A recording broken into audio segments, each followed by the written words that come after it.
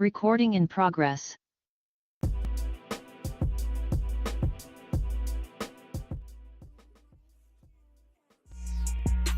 Oh yeah, we got him. Trey Frazier and Maestro Styles, you know we got one. Right back like we left something. We don't duck smoke, we want all of it. So line them up, Trey sharp with the blade, you know we sizing it up. I'm quick to catch the fade, you know Styles making the cut. Cause we coming out clean every time that we showing up. It's gonna be called The Barbershop. Yo, what up? What's going on, folks? Welcome. It's another edition of the Barbershop Sports Talk Podcast. Check us out live right now on our YouTube channel, Facebook page, on Facebook Live, and on Twitter at BarbershopSPOR2. It's your boy Trey Frazier, and I got my brother Maestro Styles here with me today. Yes, sir. Yes, sir. What's going on, fam? How we living, man? Hey, man, free agency is what's going on, and that's all that's been going on. It's consumed my entire past 2 days.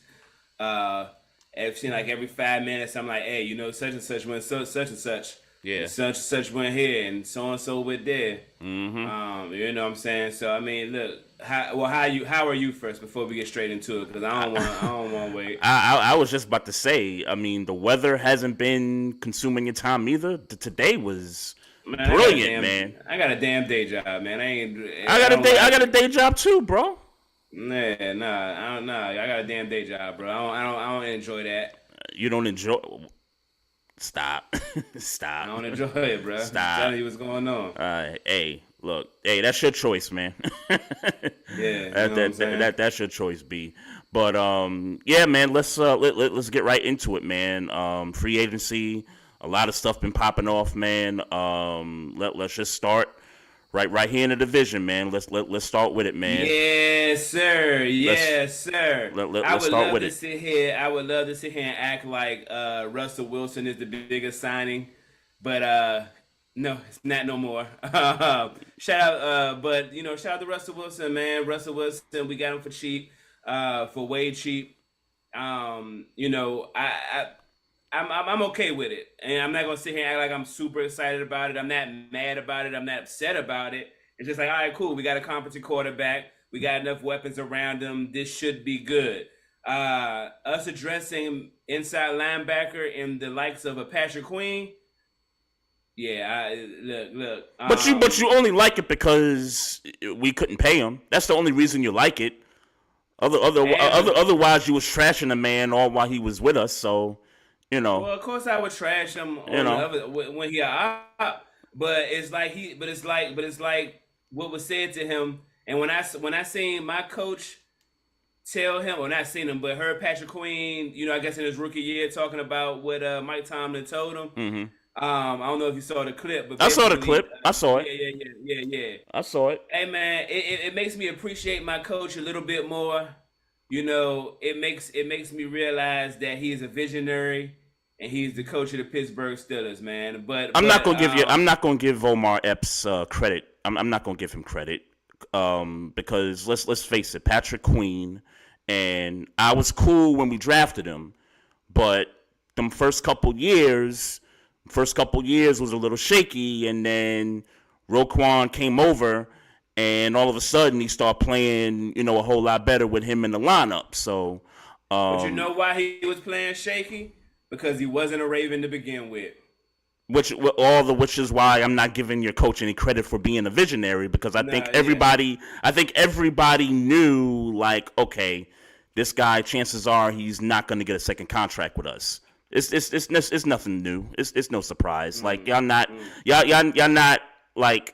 Putting the prophecy out there on Patrick Queen, like, you know, that's what props Tomlin to him. did on his rookie year. That's exactly what he did. But look, props to Patrick Queen, man. You go get the bag, man. Like, you know what I mean. These guys, you know, some of these guys don't get chances to get second contracts, and Patrick Queen, for what it's worth, you know, Pittsburgh, and it's funny because shout out to Wise because I saw his post about the Seahawks.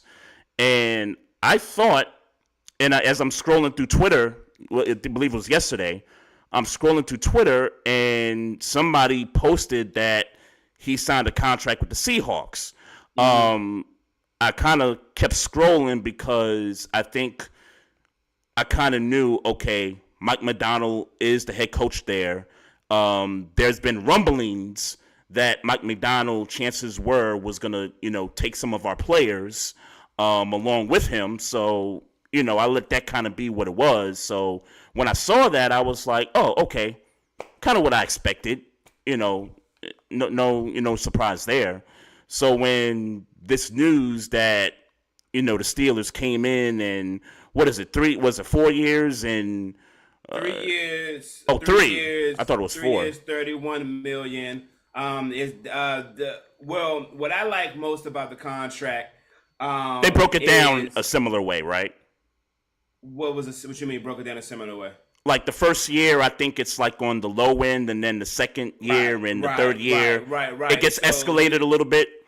So he gets an $11 million signing bonus, but his salary for this first year is only $2.25 million. Mm-hmm. 3 years, $41 million.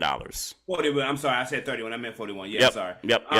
Yeah. So he's getting he's only getting paid. He's getting 13 mil. I mean, when it all breaks down, it really breaks down to about roughly 31 a year. Give or take a couple of million per year. But you mean 13, maybe a little bit north of 13 a year. You said 31. You said 31. I'm sorry. You stuck on 31 today. Yeah, well, because I said it first, but that's why. But yeah, so his salary is only going to be 2.5 this year. Mm-hmm. Then they can get out of it after the first year if it don't work out. Then the next year I think is $10 million salary, and then like $7 million whatever. And then they can get out of it in the second year if I read it correctly. Mm-hmm. And then obviously the third year would be the most in salary, and then and the signing bonus would be less in the third year.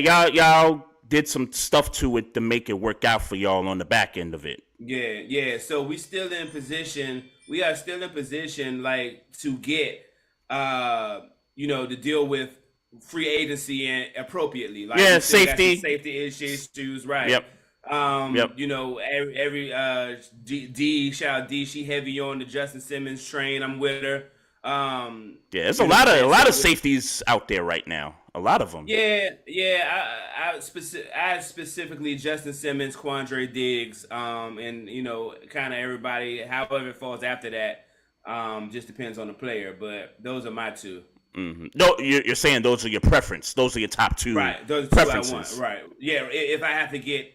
Because I don't think we're going to be able to get both of them, obviously. But I do, if we get one of them and then, like a Terrell Edmonds comes back, you know what I'm saying? Like, right. I'm cool with that. Right. Yeah, we'll because there is another safety that got released last week, but we'll touch on that. But kind of staying in the division a little bit here. So, again, man, congrats to Patrick Queen, man. I'm channeling my inner Tiki Barber. I know what you heard what the whole thing about Tiki Barber from yesterday, right? Mm-hmm. So, but yeah, man. Look, man, I'm looking forward to Derrick Henry trucking Patrick Queen a couple times in the season. I'm looking forward to that.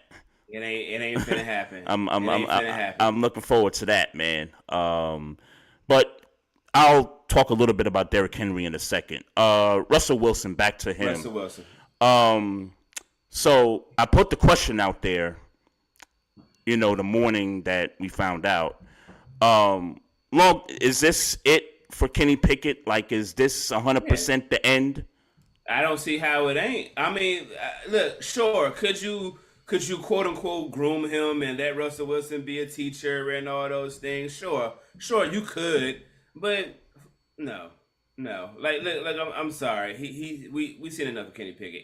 If it got anything to do with me, if it's my opinion and my decision, yeah, he gone. Okay. And that's okay. If you're asking me who would I rather have at this stage of the game, Kenny Pickett or Mason Rudolph, give me Mason Rudolph to back up Russell Wilson. Now, Mason Rudolph was a free agent also, right?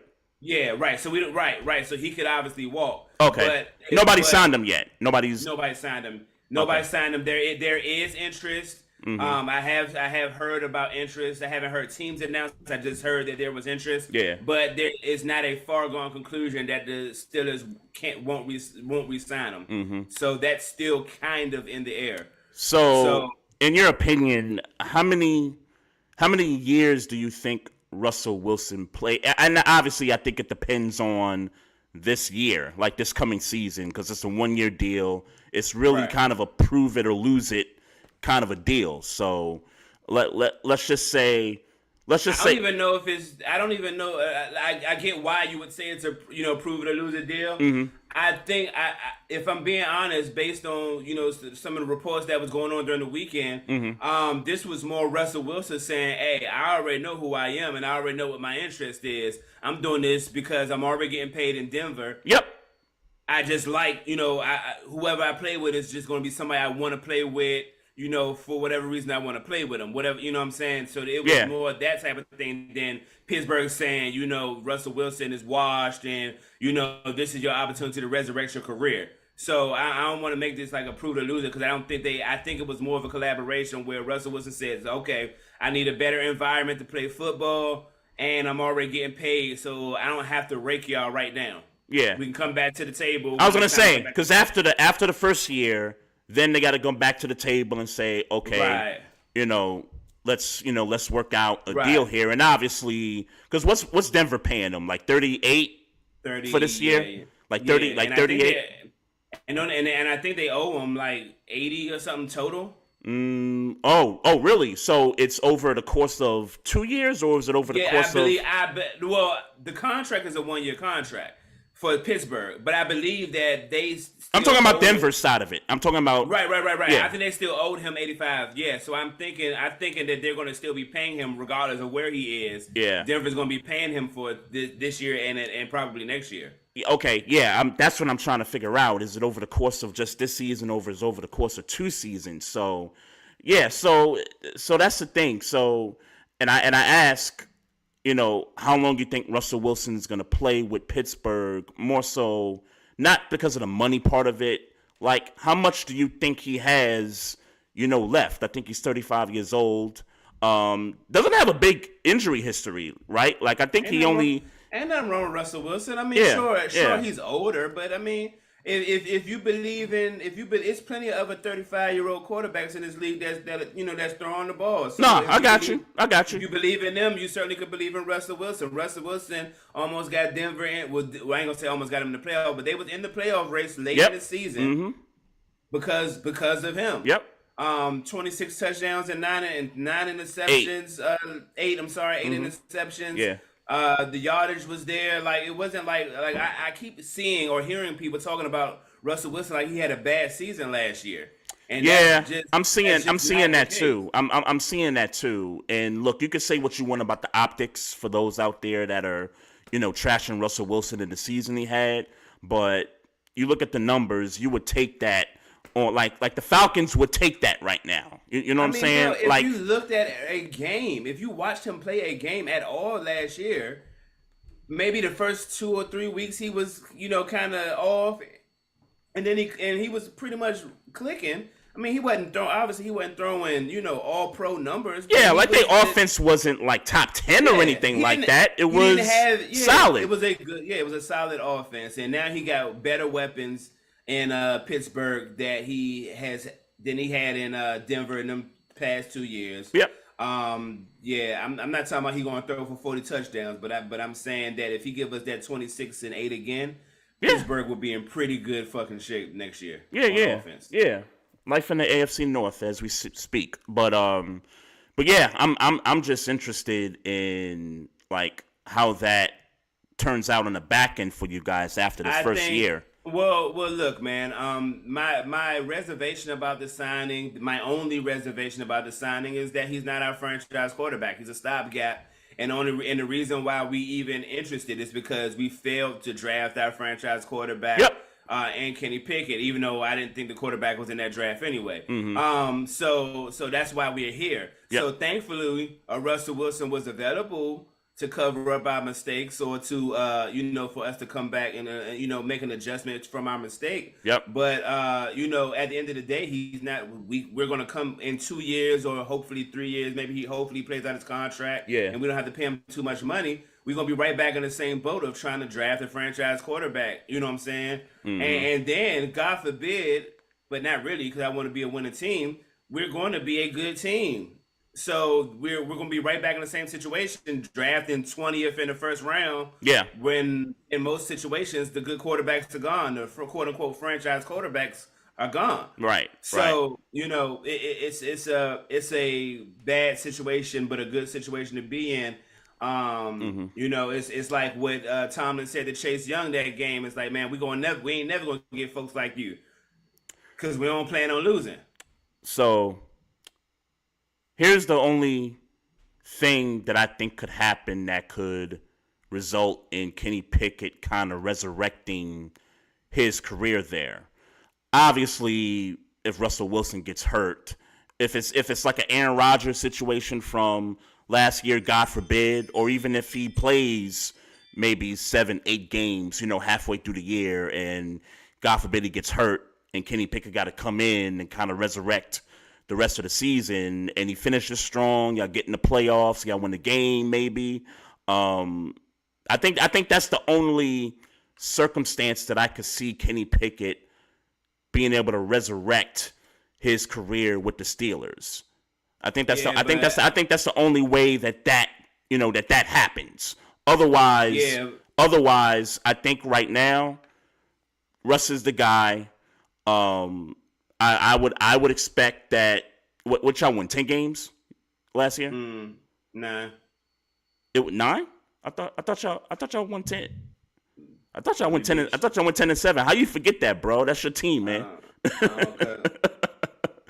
I think y'all went 10-7. I think you're right. I'm sorry. You're right. So Russell Wilson at the most, I think, adds 2 extra wins, and we'll have to see what the schedule is like.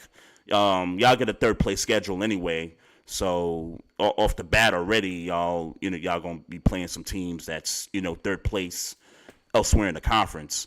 So I would anticipate y'all have a good year. Y'all get in the playoffs. Y'all probably win a game, and they re-sign Russ. I think that's, if I had to predict, I think that's probably what's going to happen, assuming he stays healthy.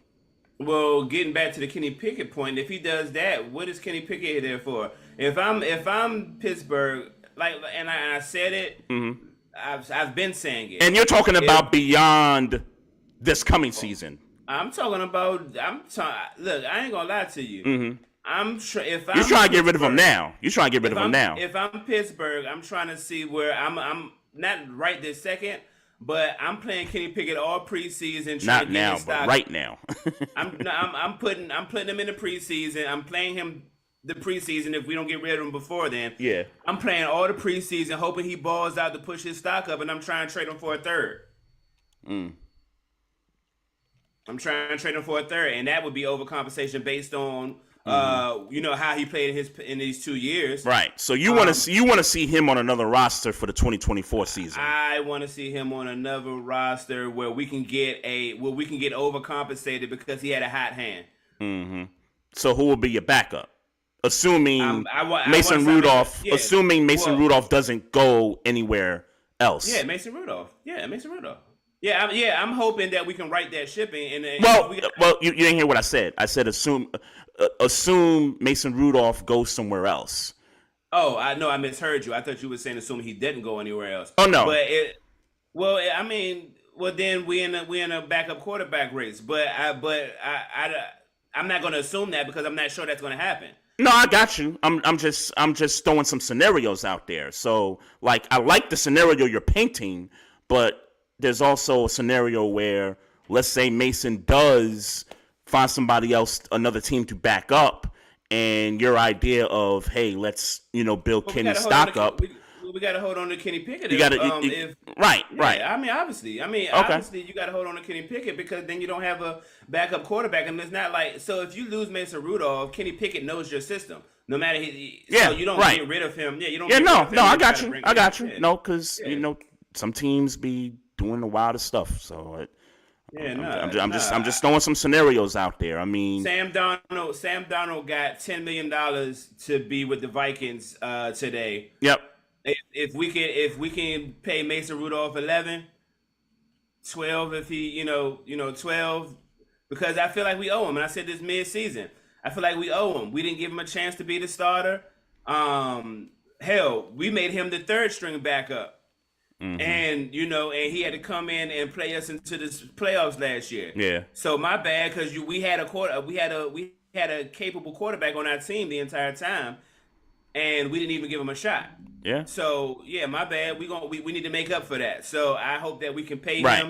him somewhere between $10 and $12 million to be our backup. And then we can try to trade Kenny Pickett for a third rounder. Obviously, he probably not going to go for a third rounder. Probably going to be more like a fifth rounder. But if the world was mine, we could play a stock up to a third rounder. Yeah, big shout out to the homie C Hen in the YouTube live chat. What's going on? What's going on? Yeah, so the Ravens, they lock up Matabike. They tagged him a week ago. Now they got him a deal, 4 years, $98 million. A lot of people doing that. What? The tagging and then tagging and then signing them, locking them up. Yeah. Well, I mean that's part of the purpose of the tag in a sense. So yeah. They using their tools to be able to lock some of the guys up. So I'm real happy about that. We talked about Derrick Henry earlier with 2 years and $16 million. So I remember you and I talking about this. We thought Derrick Henry was going to command about 10, at the very least $10 million. And here he's settling for really $8 million a year. Again, I'm happy to have him. We need him. We could definitely use Derrick Henry in our backfield right now, given that we lost Gus Edwards to the Chargers. Yeah. And Keaton Mitchell's coming off the injury. So, but yeah, man, like, I guess your thoughts on, the money for Derrick Henry, because we did kind of talk about, we thought he was going to command 10.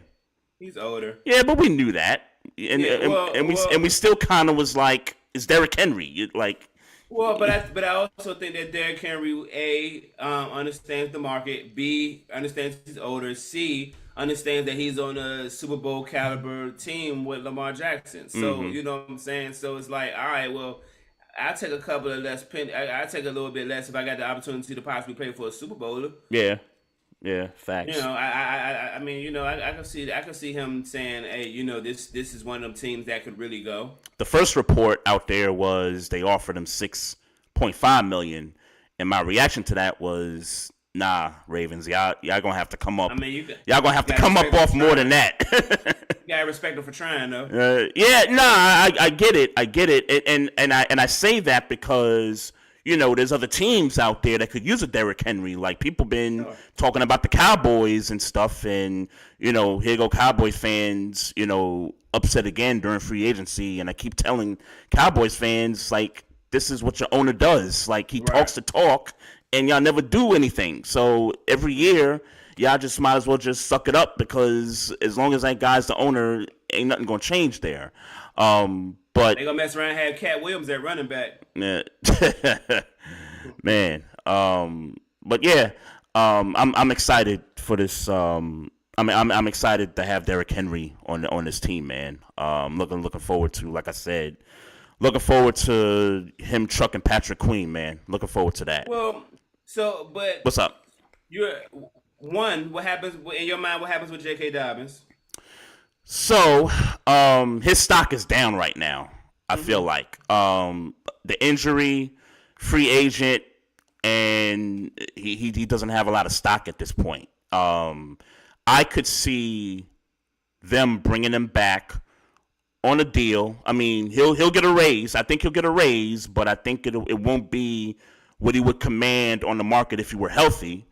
I could see them bringing him back, and then us keeping 4 backs on the roster, because you still got Justice Hill on the roster too. So So I think that's what happens right now, because I don't think anybody's looking at J.K. Dobbins and saying, now unless they drive the market price down and the Ravens don't bite, then maybe somebody could come in and say, hey, we'll give you, $6 million, $7 million or something like that. But don't assume that's gonna happen unless he go to Dallas. So yeah, right.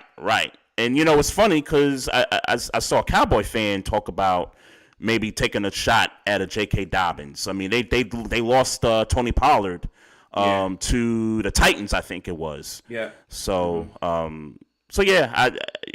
wish the kid all the best, man. I wish he didn't suffer that injury, but I think the good thing with him, because he got injured the first game, so he's got all that time to rehab and stuff. He should be ready by training camp, ready to rock and roll. So, look, if I'm the Ravens and nobody scooped him up, I'd be like, hey, man, look, come back. We got Derrick Henry here. We got a running game. We'll take care of you. We'll take care of you. Well, when you say take care, how much? How much you thinking? I'm thinking 6. I'm thinking like 6. And I know they just gave Derrick Henry 16 for 2 years. So at least $14 million in the running back room. Yeah. I mean, I think here's what I'm suspecting as far as like cuts and stuff. I think I mentioned this earlier, some weeks ago. Marlon Humphrey's contract. They're going to have to address that, I believe, whether it's him giving back some money, restructuring the deal, or if he just says, nah, I'm not doing it, then goodbye. Right. All right. Well, that's going to be, Geno Stone's gone. I know. That, and I'm not happy about that either, because he went to the Bengals. Yeah, right. These guys is going within the division, man. I mean, it's not just here. Obviously, we got two other cats that did the same thing elsewhere. We'll talk about that, but yeah, I got Marcus Williams and Kyle Hamilton, so I'm not worried in the sense that I think we're gonna miss Geno Stone next season. Okay. I'm not worried about that. So, let's you done with the Steelers and yeah, man. Yeah, I bet you. Yeah. Hey, Chris Jones, man. Shout out to Chris Jones. Yeah. 5 years, $158.75 million. Yeah, I don't see how they keep. Shout out to him. Salute. Yeah. Get your money. $95 million guaranteed. That's crazy. I don't see how they hold on to the Jerry Sneed at this point. I agree. Is he still out there? He's tagged. He's on a non-exclusive tag, which means people can come in and make offers. Right. Right. So I can't see off the season he just had, the cornerback he's been since he's been in the league. I can't see him staying in Kansas City this year on that tag. I mean, maybe he does, but I can't. It's too much need for cornerback. The Redskins got way too much money to spend and haven't really spent a whole lot of it. You know what I'm saying? I just can't fathom the Jerry Sneed staying in Kansas City because they're not going to have the ability to pay him like the corner he deserves to be paid as. The Commanders got $87 million of cap space. Yeah. And they only spent most of it on an offensive tackle. And Austin Eckler, yeah. Yeah, and Austin Eckler. But most of that money went to that offensive tackle. I don't remember what the numbers were. But I remember it, yeah. But most of that money went to that offensive tackle, I believe. Yeah. And Zach Ertz, too. I saw Zach Ertz sign a contract with them, too. Yeah, but like I said, all these were minimal contracts. No, I get it. I'm just talking more like the moves that they made because people have been – I've been seeing Commanders' Twitter, going crazy the first several hours of free agency. What they going crazy about? Just because they picked up somebody? No, because they was quiet for a while. Like all the moves was happening, and the Commanders was kind of like dormant for a while there until I guess they made the Eckler deal and the offensive tackle deal. Well, no, I mean, yeah, I'm about to say because they signed Slim from the middle linebacker from Carolina too. Like I'm not super familiar with him, but everybody's telling me he a solid pickup. So it's like, and then they picked up Zach Ertz before the whole legal tampering thing even really Yep. got started. Yep. So I mean, I don't know what these folks was expecting. You know what it is? They got all this money. They waiting to make a splash play. Yes. And that's okay, and that's acceptable. But yeah, chill out. They it's new ownership.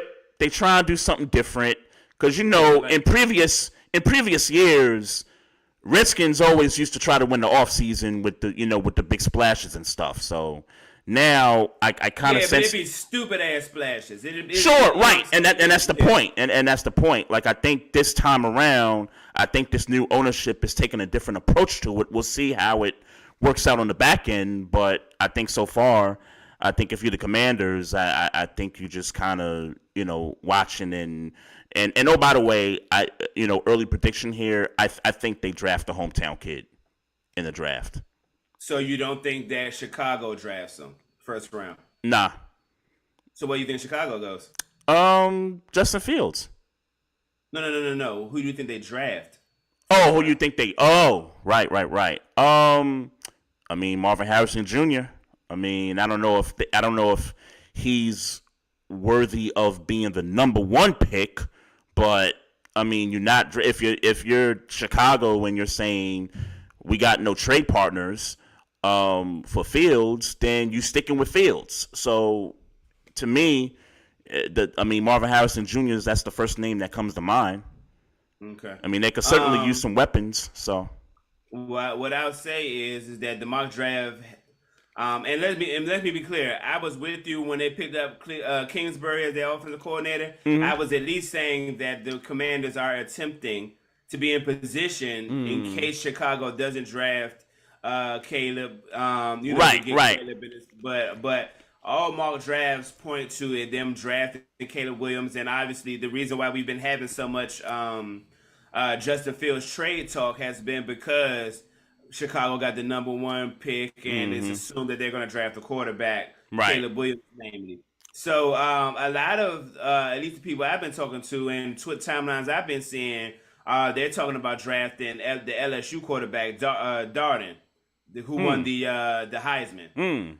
So a lot of people have gotten off the Caleb Williams. Oh, you said the LSU quarterback? Yeah. Oh, Jaden Daniels. Daniels. I said Darden. Daniels. Okay, I was like Darden. Okay, yeah, all right. Daniels. I got you. Yeah. So yeah. Everybody seems to be prepping for him to come and saying as long as they don't draft May, they good. I think May is going to the Patriots. That's another early prediction of mine. Mm-hmm. The moment they traded Mac Jones to be a backup in Jacksonville, I said.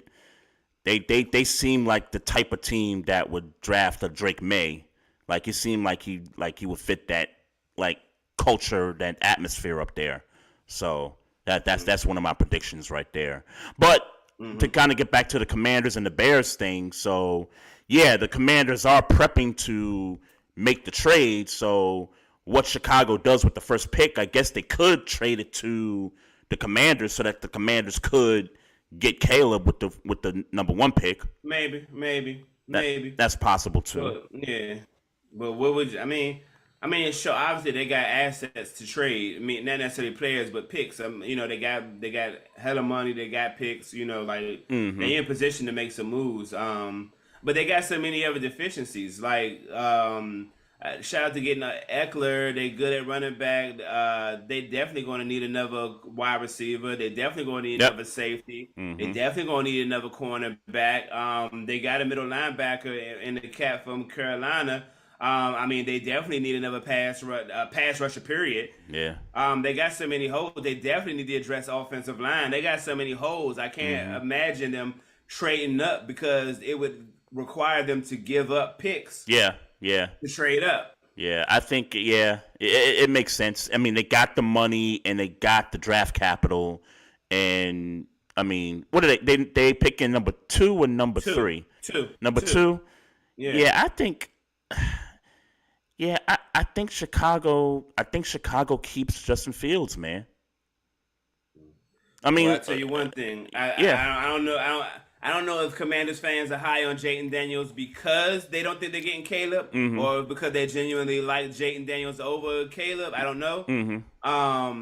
But like I said, it would seem to me they got Kingsbury to prepare for them possibly getting Caleb Williams. And that's what it appeared to me. But every mock draft I've seen is legitimately saying Caleb Williams is going to Chicago. So we shall see. And if that doesn't work out for them, let's say Chicago does get Caleb, at least they got options. I know you're not probably going to pick a Michael Penix Jr. that high, but at least there'll be some other quarterbacks there that, a Bo Nix, a Jayden Daniels, like you talked about.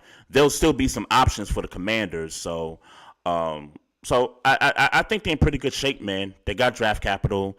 They got money. They can still spend some more of this money. There's still free agents out there. They went and picked up Marcus Mariota 1 year for $10 million. So that was another telltale sign to a lot of Commanders fans that they are definitely probably more sold on that they're going to end up getting Jayden Daniels. Because they were saying that Marcus Mariota is more, his game is more tailored toward a Jayden Daniels type of game than the Caleb Williams kind of game. So a lot of people are saying that they picked up Mariota because they wanted somebody to play, Jayden Daniels could kind of shadow. Right. So the Buffalo Bills have been real active even before free agency started. So they made some cuts. Tre'Davious White got the cut. Jordan Poyer got the cut. The other safety that I was going to mention there when we were talking about safeties. They lost Gabe Davis to Jacksonville. But they did re-up with Deion Dawkins. And Deion Dawkins, shout out to him, but he definitely was out there trolling on IG story. Had people thinking he was going to leave Buffalo, and then he ends up signing the contract. So, shout out to him. That's a big deal for them. They can't afford to lose any more, talent. But they're really. It sounds to me like Buffalo is in not a rebuild, but more so of a retool, if you want to call it that. Yeah, I agree. I agree, but I don't know how they plan on doing it because they still don't have a number two, and I didn't necessarily believe Gabe Davis to be a number two. He just kind of slid into the position because he was the best one there behind Diggs. He's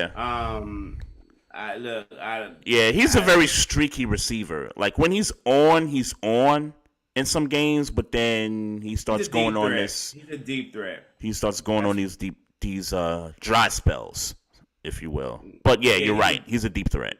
Yeah, that's what he is. I mean, no shade to him. But that's what he is. It's that you don't look at him like, he's such an amazing route runner. He don't go too much in between the tackles or none of that. He's a deep threat. That's who he is. And deep threats don't get the ability to get that all the time. So I think he did good in Buffalo. I think he's going to go to Jacksonville and do the same thing. Take the top off the defense and that's what he's going to do. That's what he's good for. Yeah, and that kind of tells me like what Jacksonville's doing, like with the receiving core. Calvin Ridley, I know he played on the 1-year deal, I think it was. So it seems like Calvin Ridley is going to be playing somewhere else as well. And that'll be interesting to see where he lands up. Well, that would be a problem for me because that dude is that was the closest they had to a number one receiver in Calvin Ridley. It wasn't Christian Kirk. So now you got Christian Kirk and Gabe Davis at your wide receiver? Christian Kirk, Gabe Davis. I think Zay Jones is still there. Okay, so once again, they don't have a number one. And Calvin Ridley was their closest to being a number one wide receiver. Yeah. So that's interesting that they would. It's interesting you think that he's going to be gone. I would think that they would try to get him re-signed. Yeah, we'll see. I mean, obviously we'll see. Yeah. We'll see what happens. I mean, they ain't got much cap space. $24 million. I mean, they already gave. What was Gabe Davis's numbers? I don't remember. I know. 3-year deal. 3 years. Yeah. I don't know what the dollars was, but yeah, he got a 3-year deal. And then the whole Mac Jones thing, which is clearly, he's going to be the backup. Yeah. And that ain't taking up a whole bunch of money neither. No, it's not. But it's funny seeing people compare Mac Jones' numbers to Trevor Lawrence's numbers to try to make the case that Trevor Lawrence needs to get pushed in training camp. Like I think it's hilarious in the sense that I don't disagree with that. I think Trevor Lawrence does need some healthy competition. Now I don't think that Mac Jones is going to beat him. Yeah, that's what kind of where I'm leading to. Like okay. Is where I don't think he's going to beat him, but I just think the numbers I think they're right in putting the two side by side, the numbers and stuff. They're not that far off when you look because they were in the same draft, I think. And, numbers are similar across the board, not far from each other. I get it. But Jacksonville is not giving up on Trevor Lawrence. Now, do I think he needs to be pushed? Okay. I'll buy that a little bit. Look, because, I'll 100% buy it because, again, Trevor Lawrence. I mean, I know he had some injuries last year too. But he wasn't sharp, and they missed the playoffs. They collapsed. Yeah, 100% collapsed. Yeah. And a lot of people tend to think that Mac Jones wasn't good in New England because he was in New England. Yeah, so because he had damn Matt Patricia running the offense. Yeah, right. So now you put him in an offense with an actual offensive coordinator. Yeah. And now you got two young options. God forbid something happened to Trevor Lawrence or Trevor Lawrence really on that slide. Mm-hmm. You got another young one to come right back in behind him and hopefully keep the ball rolling. So I'm not mad at them getting Mac Jones. I think that's healthy for Trevor Lawrence. Yep. Because if emphatically he just wasn't playing good because he wasn't playing good, like he need to get focused. Yeah. A motherfucker his age will help focus you. And Mac Jones, look, Mac Jones ain't that far removed from how he was throwing the ball in Alabama. Mm-hmm. You know what I'm saying? Like I just think he was in a bad. I just think that he was possibly in a bad system. Yeah. That first year with New England, they went to the playoffs that first year and got smoked by Buffalo. After that, they had a good running game that year too, though. Yeah, they did with Stevenson running the ball, and Bolden. Mm-hmm. They did, and then like I said, they got Patricia running the offense like the dude's an offensive wizard or something. It's crazy. Baker Mayfield got a bag, $100 million, 3 years. So that's what, $33 million a year, which they broke it down to like 2020 or something like 2024. How like something like that. He's going to get the most of the money on the last year of the contract. Right. Yep. Right. But still averaging $33 million, which I kind of said last week. I thought he should get more than Geno Smith. Geno got 30, I think, a year. Like so he definitely got that. So look, congrats to Baker, man. I think he deserved it. He resurrected what was left of his career in Tampa. This is good. The Bucks gave Mike Evans the contract. We talked about that last week. So they solidifying the offense, and they still got some moves to make, I think. Who they cut? Who they cut? That linebacker? Sure I don't know that they cut him. Oh, yes, they did. They did cut him, but they re-signed Levante David today. So okay, that's what's up. But Devin White, I believe, is a free agent. Mm-hmm. I'm gonna find this guy's name. And they did they still got Antoine Winfield. They didn't give Winfield a deal yet, so he's still a franchise. Oh, okay. Got you. I thought Carlton Davis is gone. The cornerback Carlton Davis is gone. Carlton Davis is okay. Okay. Shaq Barrett was a free agent with Tampa. He went to the Dolphins on a 1-year deal, $9 million. $9 million. $9 million with the Dolphins. Yep. So, I mean, look, man. For all intents and purposes, Tampa Bay won the division, but they better watch out because there's a 4-year Kirko Chains. Kirko Chains. There's a $180 million. They said this dude stands to make, by the end of his contract, he would have made, if he plays all 4 years, $400 million in the NFL. Man, I wish I was that man's agent, man. because all the guaranteed contracts is do be getting. Yeah, I mean, he played 2 or 3 franchise tags. Yeah. Like, man, that agent know how to finesse somebody. That's crazy. Man, that's crazy. One thing about the only knock, in my opinion, on Kirk Cousins is his decision making when it matters. Mm-hmm. He throws the ball just as well as anybody else in the league. Mm-hmm. Stats are there for the most part. It just be those moments when it really matters that he tends to make dumbass mistakes, and that's the difference between him being, maybe that second tier quarterback in the league. Yeah. So right. Between being a second tier and top 10, like that those decisions and stuff. So Falcons, they make the playoffs with this move. I don't see. I mean, I think they need another wide receiver to help Drake London out. Yep. I don't know. I mean, Cal Pitts is still there.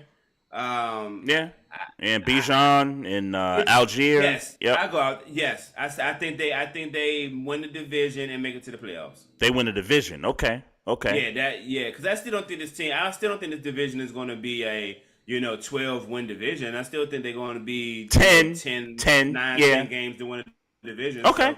So, okay. Yeah, I can see the Falcons doing that. I think they have in comparison to the other teams in the division, they have this. I don't know, maybe the second best roster. Maybe the Falcons with the second best roster. Maybe the Saints, Falcons. I think the Saints. I think the Saints got. It's hard with the Saints because I feel like they got talent there. It's just that they're not really putting it all together. Well, maybe not. Because when you think about it, Michael Thomas's cut was released. Yep. Mm-hmm. And it's not like he's been playing. Kamara's still there. They got Taysom Hill ass still there. I don't count him. Sorry. He's another guy to me. Sorry. They just use him well. They use him well. Yeah. They're over the cap by $40 million. I take that back. Give me. I take that back. They might be the better. They might be the better roster. I would now say Falcons, Buccaneers, Saints, Carolina. Because I was thinking the Saints easily had the third best roster in the division. Right. But I had to think about it a bit because I do think there at least last year there was some talent there, but it just didn't work out. And we'll see what the Bucks do, the rest of the way with free agency in the draft. But Kirk Cousins, man, this is clearly an upgrade over Desmond Ridder. Clearly, I mean, for folks out there that are clowning the move, and maybe they're clowning it because of the money. But that's why. Yeah, that's the only. I think that's the only because reason. of the money. Yeah, it's the money. Arthur Blank wrote a blank check to this guy, I think. But yeah, I can see the Falcons in the playoffs. I don't know that they'll win the division. I think I'm gonna give that to Tampa for now until something, until some more moves get made. I'll give Tampa the benefit of the doubt at this point. But could I see Atlanta being a wild card in the NFC? Yeah, I could see that. Okay. I could see that. I don't know if I can see that, but okay. Mm-hmm. Yeah, I get it. There's some other teams out there that got better. The Packers. But before you go to the Packers, I just wanted to know who. So Heineke is obviously the odd man out, right? As far as like backup quarterback and stuff. Yeah. Or do you think they keep 3 quarterbacks? I think they keep 3. Interesting. They playing. I think he's a $10 million a year quarterback. He's clearly not going to be the second string over Desmond Ridder. Mm-hmm. So you pay a third string $10 million? No, but I think you could. Take a pay cut? But I think you could make him take a pay cut. You could cut him and bring him back for cheap. Because let's reminder. Kirk Cousins is coming off of an Achilles injury, and we have yet to see how he looks coming back. He's 35, 36 years old, so we're going to have to see that. And if he's not ready, then you already got Desmond Ridder, like, ready, to be off and running, and we already seen that movie. So yeah. So I mean, but we already seen the Heineke movie too. Sure, but I'm just saying. I think that's probably the reason they keep Heineke, because of Kirk coming off the injury and kind of evaluating that. So okay. So what we say, the Packers. So the Packers, they released Bakhtiari, and I think it's clear to me. I think he's going to the Jets to go back to with his boy. Josh Jacobs, great pickup for the Packers. I get Sorry that Aaron Jones had to be the casualty. Yeah, and Aaron Jones balled out in the playoffs, and he did his thing, but he went to the enemy to get a bag, so he'll be all right. He'll be all right. But Josh Jacobs, a lot of side switching in this free agency. A lot going to the op, a lot of that. So yeah, man. The Packers, I thought, man, they're having a really good. Well, I wouldn't say good. I think they're having a great free agency period. I think the Josh Jacobs signing is. I wouldn't go as far as the great. I mean, Josh Jacobs is a great pickup. Don't get it twisted. Yeah. I wouldn't go as far as saying they're having a great offseason because they picked up Josh Jacobs, though. Yeah, well, I'm calling it a great great free agency period because, like you said, it's a great pickup. Yeah. I mean, I ain't gonna hold you, and I know it's gonna sound like bias. Yep. But Pittsburgh got one of the better punters, even though it's not the punter I wanted, but got one of the better punters. Mm-hmm. The punter from the Texans, obviously Patrick Queen, obviously Russell Wilson. Mm-hmm. I would like to put a hat in for right this second. Pittsburgh having the best free agency period so far right now. Okay, I mean, I can't disagree with that. With those moves, they definitely have done a volume of, shuffling around and making moves and stuff. So I can't argue with that. Man, such valuable. I mean, like cuts. They are cutting the right people. My goodness. My goodness, we're cutting the right people. Patrick and then Peterson. We're talking about, and then we're talking about, stretching Cam Hayward's money. Like we might end up having like $50-60 million in the cap by the time we're done making doing some salary restructuring. We might end up having an extra $60 million, but not extra $60 million, but $60 million total. Right. You know what I'm saying? Because y'all had about $11 million under the cap right before everything kind of. I think when we got rid of Okorafor, Presley Harvin. But Okorafor was like $13 million we saved for certain. Mm-hmm. Presley Harvin and I forget who it was. Allen Robinson was $10 million we saved. Mm-hmm. You know what I'm saying? So yeah, I mean we doing the right things. So I'm just happy that we're doing the right things so far, and we will be competing in the North for real this year. Well, this division competes every year. It's a story. It's the story of our lives, man. It's another as the AFC North turns. Yeah. Always something going on in this division, man. But I'll give you a couple teams that I think could argue have had the best free agency period. One being the Philadelphia Eagles. So we get it. Fletcher Cox calls it quits. We kind of predicted that was, on the table a few weeks ago. Shout out to him. 15 years in the league, right? Mm-hmm. Yeah. Hall of Famer. I agree. Yeah, fuck it. First ballot. Normally those types of consistent, just consistent 15 years, yeah. And all with one team too, man. Like there's something to be said about that too. I mean, I don't know if he's first ballot or not. I would lean more towards him being first ballot, but Hall of Famer, was a lock for Fletcher Cox. For sure. We talked about Kelsey retiring also the previous week, but they made some moves. Brandon Graham gets a 1-year extension. So, as far as veteran leadership, he gets to stay.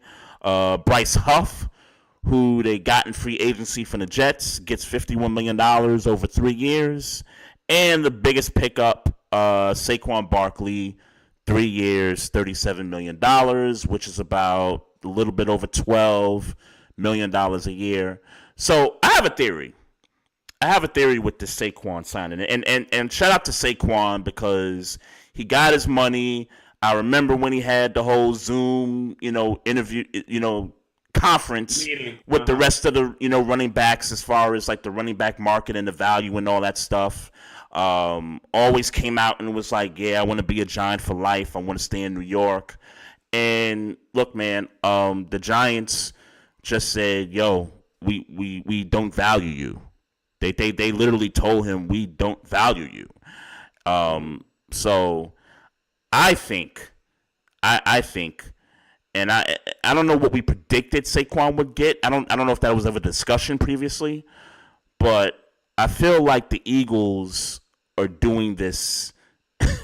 They doing some extra money and stuff just to spite the Giants to get Saquon Barkley. Yeah, I wouldn't be surprised. I mean, they shipped off DeAndre Swift to Chicago, and I mean, for the life of me, I don't understand it. I mean, I guess you put your tickets. I mean, Saquon Barkley is a higher stock per se running back than DeAndre Swift. I think he's better. I think he's better than DeAndre Swift. Well, he had 1 year that you're referring to put a tape on him. I mean, DeAndre Swift had a good year with the Eagles last year. Yeah. No question. No question.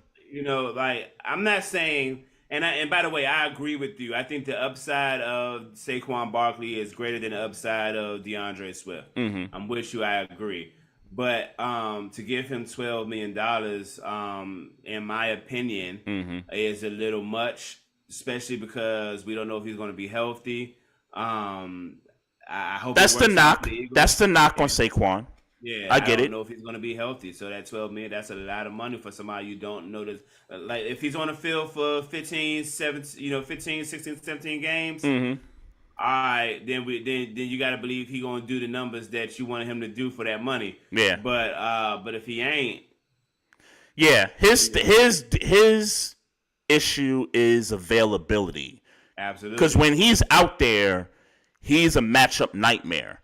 And I think in this offense for Philadelphia, defenses are going to have problems stopping this offense, I think. Yeah. So. Yeah, I mean, look, but that's no short of what was happening. I mean, maybe not as much this year, but this past year, I'm sorry, but when they're doing what they're supposed to be doing, this team is just as tough as a team to deal with. I mean, for some reason, they went away from the running game late in the year. For whatever reason, whatever reason. Right. Doing that, I mean, this team was undefeated.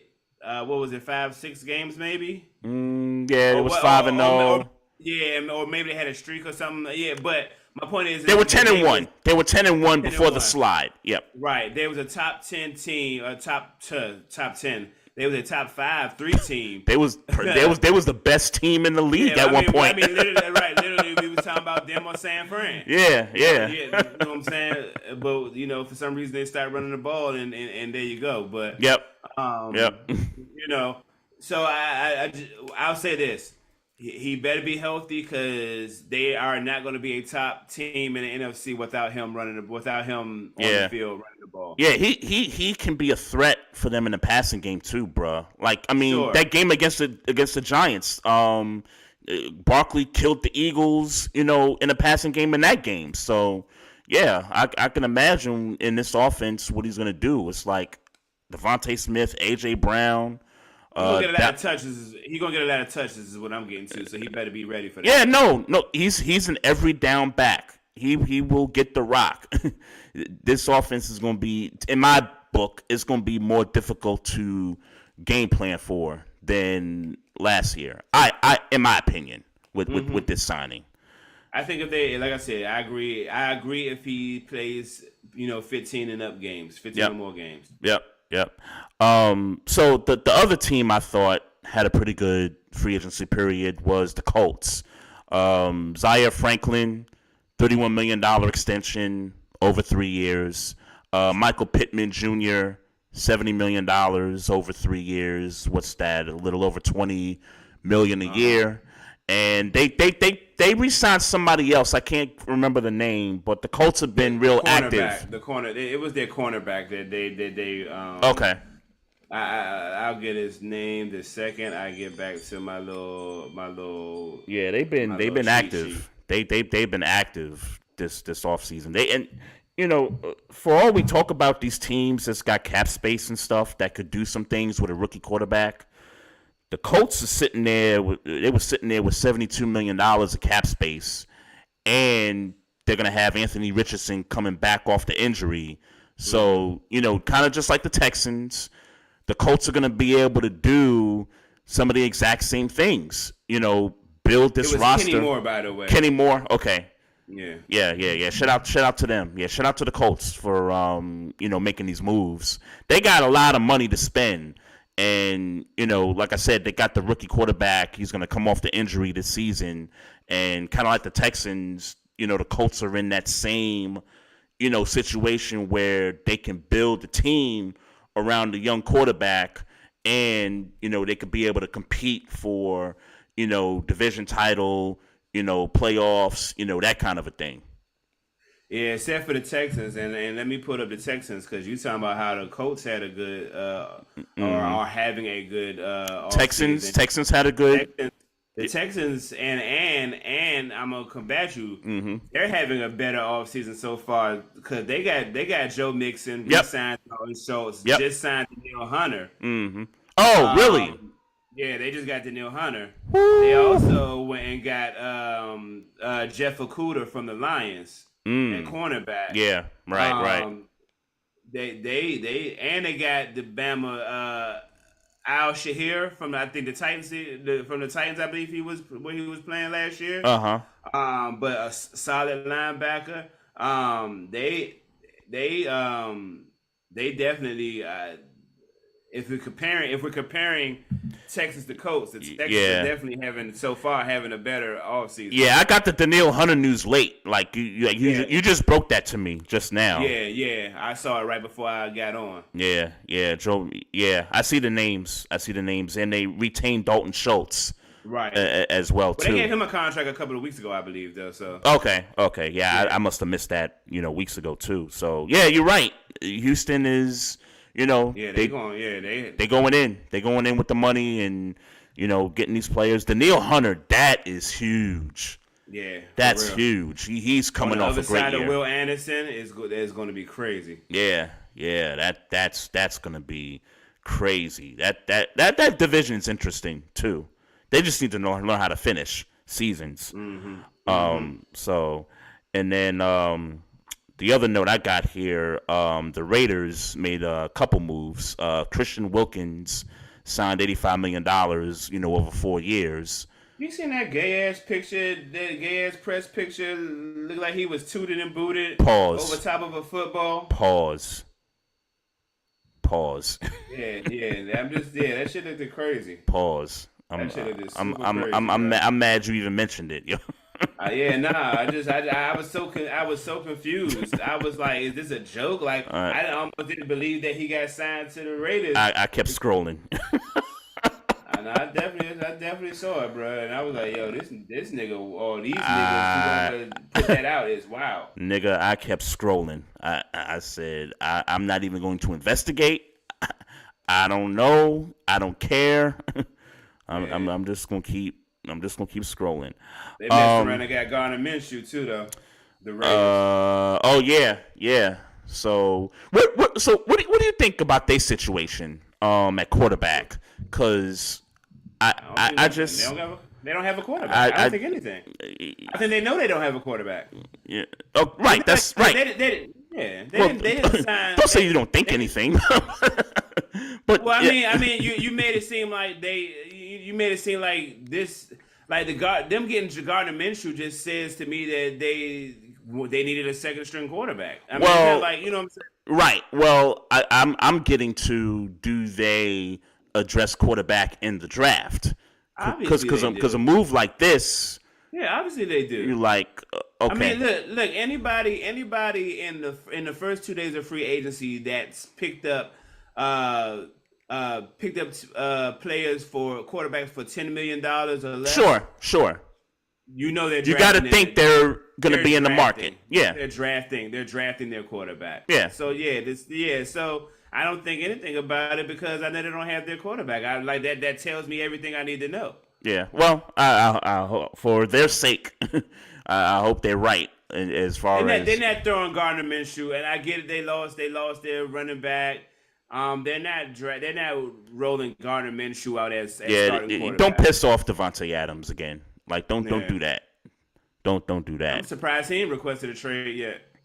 Why? Because of the quarterback change? Yeah, I mean they don't have a quarterback.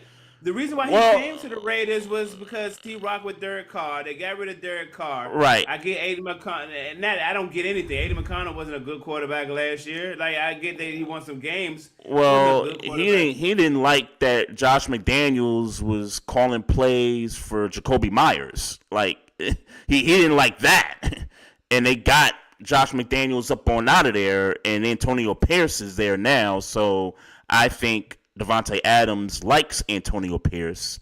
So I think regardless of, well, it kind of goes back to what you said. They're clearly going to draft a quarterback. It's just a matter of who they and where do they pick? I don't know. I was just about to ask because they're in the middle of the draft there. I gotta think so. I don't know. Let me see if I can pull that up really quick. Yeah, they're in the middle. Because Devontae Adams, I think he's there to stay. I'm not surprised that he didn't request a trade yet.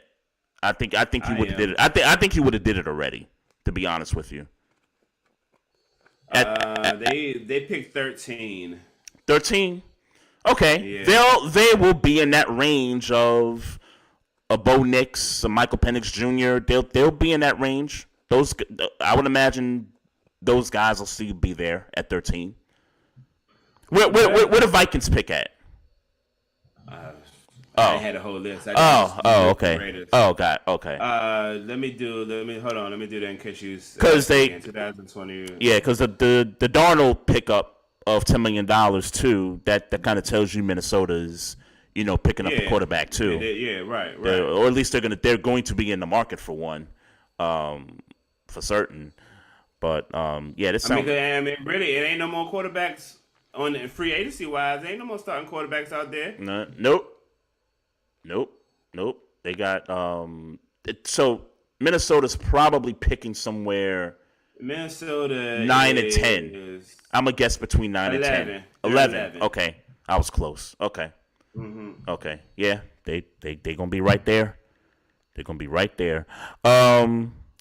Jordan Poyer got a 1-year deal with the Dolphins. Okay. Buffalo, man. Buffalo.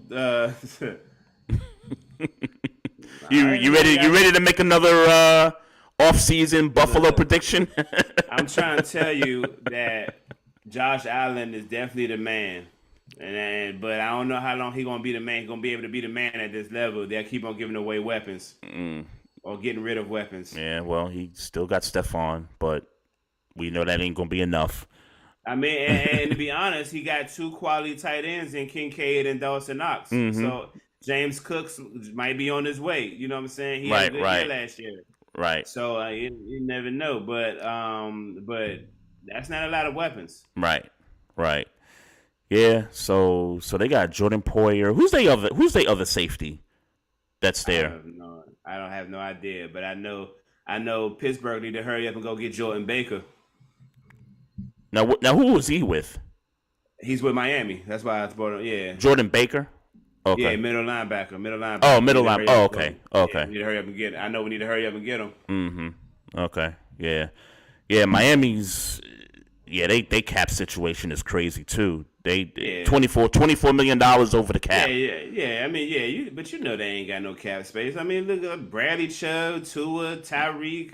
Tua don't even got his extension yet. Yeah. Right. True. Yeah. So. But we know Tyreek ran some money. Mm-hmm. Yep. We know that. Bradley Chubb. You said Bradley Chubb. Yep. Yeah. And it just gave. Damian Howard is still on the street too, and I'm surprised ain't nobody jumped on that. Yep. Yeah. That's crazy. That's crazy. Yeah, it makes me wonder about him. Is he injury prone? He certainly has some injury history. Yeah. Okay. That could be something. I forgot about this Xavier McKinney signing by Philly too. Just to throw that out there. And Garner Johnson, didn't Garner Johnson go back to Philly? I thought I saw that. I saw that. Let me see here. No, let me go back. He is. He is. Okay. He is. All right, that's what's up. He is. Yeah. Yep, on a $33 million deal. Mm-hmm. Yep. Yeah. Howie Roseman know how to, get them boys, man. Okay, this is interesting. Let me see here how fast I can get to this. 101 top or best available free agents right now. That's still available. That's still available. Yes. yes. They don't give me the whole list. They just kind of outline some players. Right. Ranked number 4 is Tyron Smith. That's right. The Cowboys, they cut him. That's right. Calvin Ridley is on this list. We talked about him. Mm-hmm. Kendall Fuller from Washington. Hollywood Brown is on this list. That's right. Stephon Gilmore is on this list. Chase Young is on this list. Pittsburgh, Eric Armstead is on this list. Mm-hmm. Jadeveon Clowney is on this list. Justin Simmons. I'm looking for Calais Campbell is on this list, even though he old as hell. Yeah, but I think he's done. I think he's wrapping it up. Pause. Oh, we know that for a fact. I thought I heard them announce that he was done with his career. Okay. I mean, unless homie changed his mind. Yeah, I don't know. But okay. So Bobby Wagner is on this list still. Mm-hmm. Adoree Jackson is an interesting person on the Pittsburgh side of things. Now he was with the Titans, right? Yeah, I don't know. Was he with them last? He was the Giants. The Giants. That's right. He was the Giants last. Yeah, Giants made a move too. They got Devin Singletary. But we know what that was about. Yeah, and I'm sorry, you don't replace Saquon Barkley with Devin Singletary. Yeah. Well, I say we know what that's about because of the Dayball connection in Buffalo. Because remember, Singletary was in Buffalo when Dayball was the OC. Jameis Winston went somewhere too. Cleveland. Yeah. I thought that was interesting. Yeah, I mean, what? And you gotta assume that Joe Flacco's gone, right? Yeah. I don't think he's gone, but it's funny. Think he's gone? No, I'm saying he's gone. I'm saying yeah. I don't think because he's not signed right now because I think they just gave him that 6 week, 7 week deal or something like that. Right. But I was thinking this throughout that Flacco run that he had, down the stretch, and as he's making plays and he's throwing interceptions and stuff, I'm thinking to myself, Jameis Winston can do the same exact thing in this offense. I was thinking that exact same thing. Like Jameis Winston can do what Joe Flacco's doing. What's up? Nick Chubb back.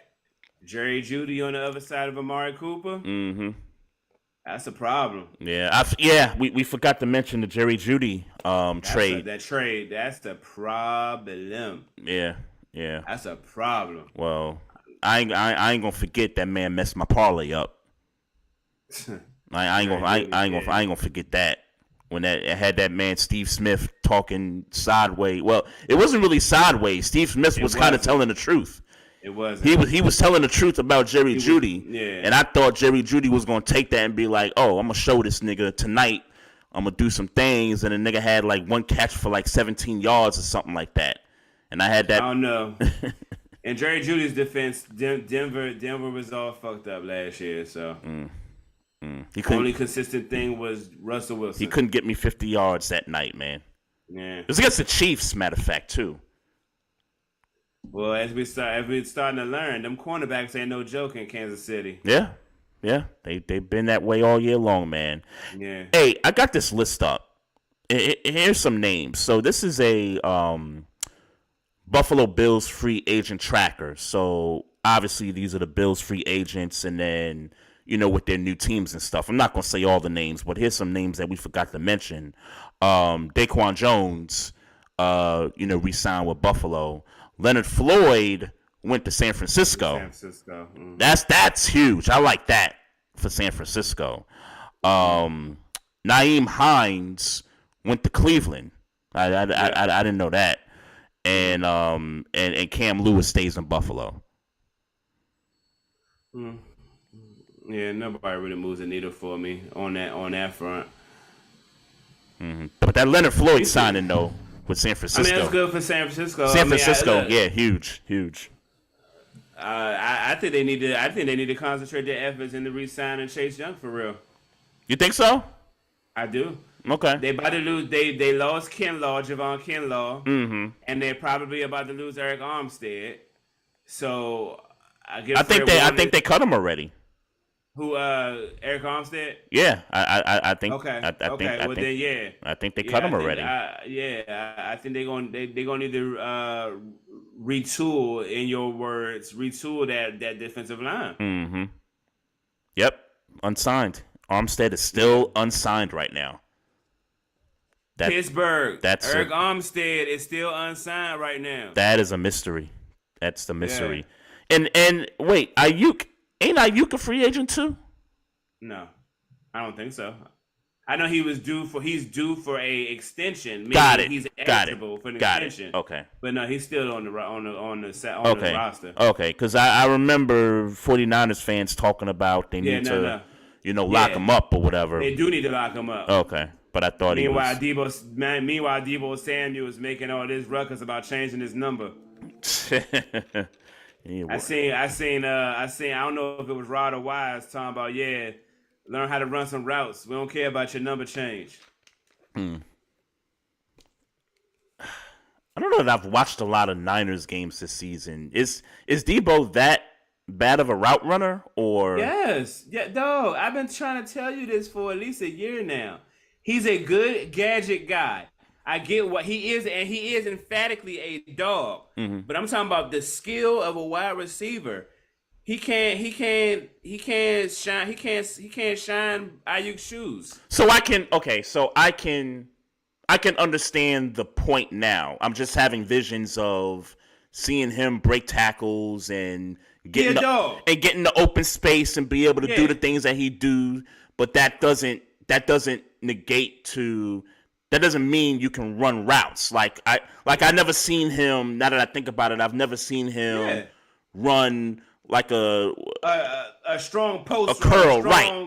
Yeah, you know what I'm saying. Right, you don't see him running routes. You ideally see him running a screen or a slant, and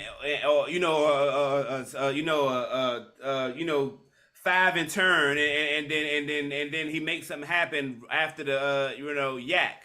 Yeah, he makes something happen yak-wise. But you ain't never seen him run a route over 20 yards that was an efficient route where he got separation. Yeah. And caught him, I get it now. I get it. Yep.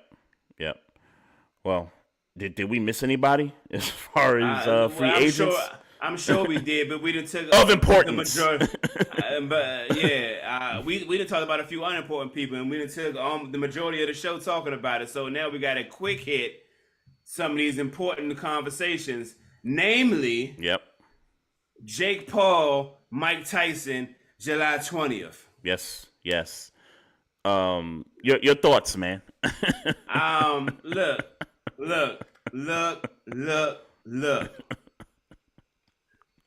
I know already put money on it. Already. Sheesh. Because this is no shade to Jake Paul, because for all intents and purposes, it looks like he's taken the necessary steps to try and become a professional boxer, a respectable professional boxer, even though he hasn't fought, in my opinion, a real professional boxer, meaning somebody that's actually nice with it. Yep. But with that being said, he's a good guy. Everything I see about him in conversation is like he respects the sport of boxing, but he came from YouTube. Mm-hmm. And what this is a civil war right now. And I hate that it had to be on Mike Tyson, but here it is. It's on Mike Tyson. Mm-hmm. Mike Tyson got to put him down for the sport integrity, the integrity of the sport of boxing. Mike Tyson got to put Tyson Fury down. And I put money on Mike Tyson putting Tyson Fury down. He got to win this fight. I get it. Mm-hmm. I get it. He is literally 30 years older than Tyson Fury. I mean, literally 30 years older. So that's a thing. So Mike Tyson's gonna fight Tyson Fury at some point. Jake Paul. Okay. I'm okay. sorry, You lost me there, and then I'm I was sorry. like, oh snap, he fighting somebody else too. I was getting ready to say something racist. Oh I'm not man. gonna say it. Oh man. No. I'm sorry. I don't know why I'm trying to call Jake Paul Tyson Fury. And my apologies to Jake Paul. Jake Paul is literally 30 years younger than Mike Tyson. Mm-hmm. This fight should not be happening. Tyson Fury should be fighting somebody more his age, more experience. Like for me, He did it Tyson, again. Jake Paul, shit. Jake Paul should be fighting like a Deontay Wilder. That's who he should be fighting. Yeah. But the truth is that as bad as a boxer as Deontay Wilder is, if Jake Paul catches one of them things, he going down. And Jake Paul don't want to feel that. So he got to get old Mike Tyson, who may land one that's going to drop him, but it also may happen that Mike Tyson going to be tired by the third, fourth round and don't want to fight no more. Mm-hmm. So I get why people are picking Jake Paul, and I get why people are picking Mike Tyson. I'm picking Mike Tyson for the integrity. Mike Tyson is one of the, like, I hate it had to be him to represent the integrity of the sport, but here we are. Okay. Here we are. So, and I'm watching it. This is a Netflix exclusive. It's going to be on Netflix. So I will be in attendance on July 20th. If I got my kids, get out my face unless you want to see a fight. And we up. So I will admit I am a casual boxing fan, right? Me too. So I don't, when you dig deeper into who the other boxers are, I can't really, dig into that. That's why we have the homie, come on the podcast to talk about it, right? So which we need to get him closer to the fight. Oh, absolutely. It's already on my calendar. Yes, sir. It's already in my calendar. So and you better book him because he's probably gonna be busy around that time. Yeah, you're right. You're right. So shout out Alex. Yeah, shout out to the homie, man. So when this first was announced, all I could think about, and first of all, Tyson, the legend, the GOAT. You did it now, Jake Paul. Oh, you meant Mike Tyson. Mike Tyson. I meant Mike Tyson. Stop sparring in draws, bruh. Like this video that keeps surfacing of him sparring with somebody and he's got on these blue draws. Like stop. Like stop doing that. Okay. I never even them punches they still hurt. I didn't even notice. Yeah. Well, yeah, they definitely look like they hurt. But that nigga need to not practice in draws. So I'm thinking about the Netflix side of this, right? And you know what? Great for Netflix, right? Because Netflix has mad subscribers, accounts. We watch a lot of stuff on there. I watch the Upshaw's funny ass show on Netflix right now. All I know is look, Netflix, they in the business of making money. So I don't know if this is going to be free for the people that already have accounts, I was thinking the same thing. or whether they're going to start to maybe ask for a little bit more. I can't imagine why they wouldn't pay-per-view this situation. Yeah, and it would be smart. Like we could. And if they don't, I'm happy. Yeah, I feel the same way you do. Like if you ask for more money, I ain't gonna be happy with it, but I understand. But if it's free for people with accounts already, cool. I'm good with that. This just seems like on the Jake Paul side of it, it just seems like for him it's just something to do. For me. I don't think so. I don't think so. I think, let's be clear, Jake Paul has been boxing for 5-6 years tops. Sure. So he started I guess on YouTube talking about how he want to do it, and and he actually started training. He vlogged it, to my understanding, and he has gotten to the point where he is a competent boxer. He's fought in professionals, albeit on the low total. And that's, I think, the knock on him is that. Yeah. And it's a reasonable knock, but when you think about the fact that most of these professional boxers have been boxing since they was kids, you gotta respect this dude, or respect his journey, and respect his progress, and respect the fact that he does, while in a different way. But when it comes to the actual sport of boxing, he respects it.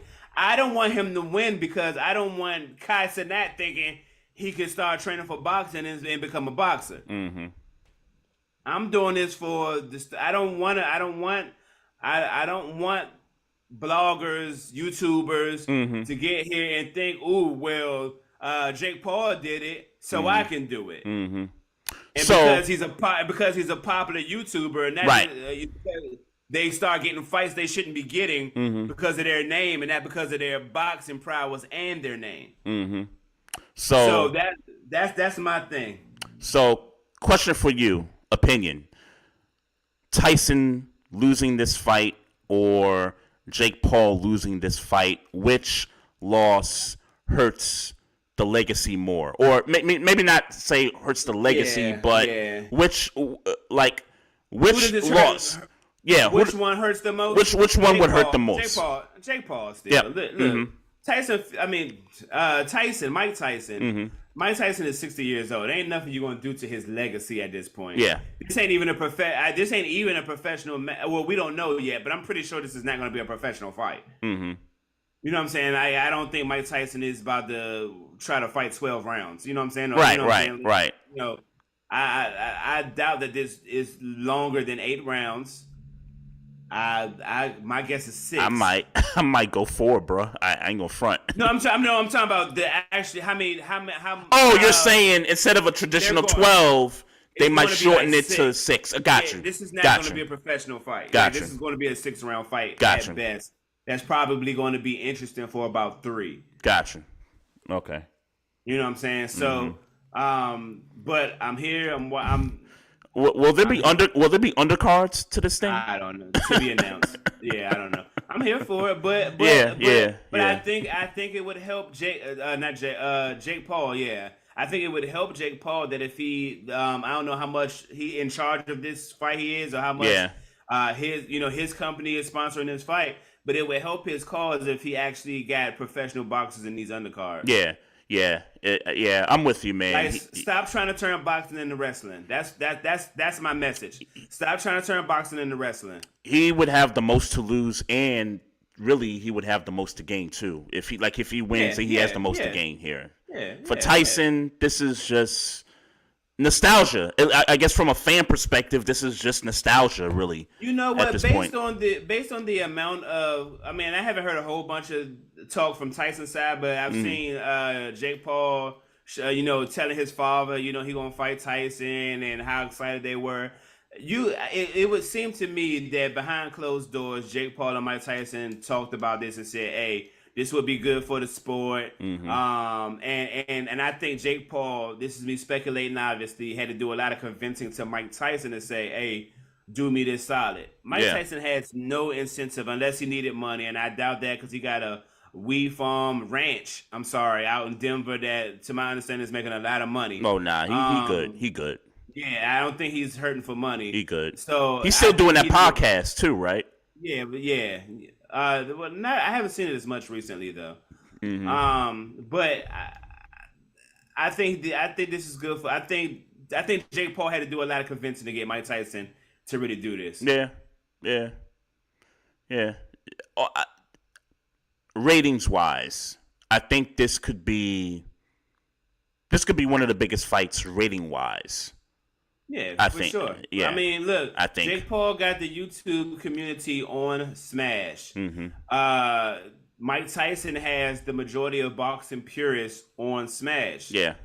So both communities are going to want to see it, not because they think it's just going to be a super super display of professional boxing, but because the OGs fuck with Mike Tyson and the young people fuck with Jake Paul. Yep. Yeah. A whole lot of winners all around with the situation, especially Netflix. If they get you cannot box. Don't try to box. If Jake Paul wins, Kai Cenat, Adam Ross, please, don't try to box. Stay in your bedrooms and live stream. If they get the numbers, Netflix is gonna go for some more of. Not to say they're gonna go for more boxing matches, but they're gonna start to really get into more of the sports programming, live sports and stuff. Yeah, like HBO Max. Like HBO Max did that deal with Bleacher Report to show basketball games. Yep. Like this type of stuff is happening. Yep. I think Hulu's showing more sports now, like outside of the soccer games that nobody cares about. Right. Yeah. No shade. Hey, don't do I'm that. Sorry.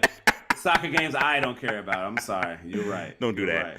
Right. Yeah. Shout out to Netflix and Amazon, like similar deal. Amazon, with the NFL package and everything. Like Netflix, this is their opportunity to get into that sports programming world, right, and start to get some of that stuff, going.